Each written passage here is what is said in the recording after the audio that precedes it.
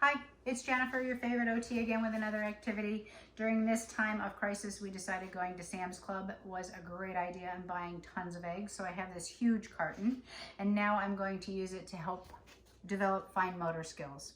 So a couple of items that I have here are rocks of varying size that we can put into the containers.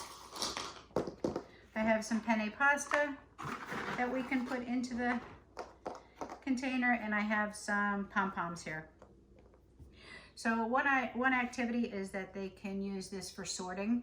We could maybe do rocks in one row, pom-poms in one row, and penne pasta in another row, and keep on going.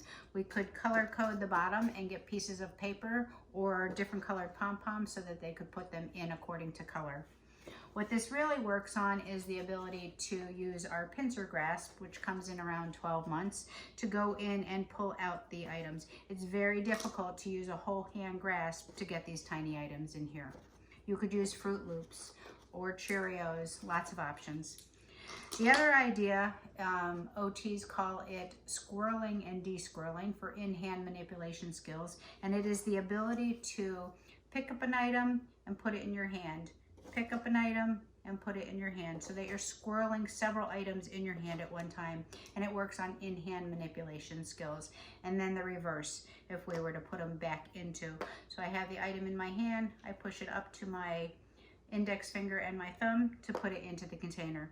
You can use coins with older kids. Maybe you can use some math skills or some counting skills for coins. I hope you enjoy this activity and find another way to make it work with your family. Have fun, stay safe, and wash your hands.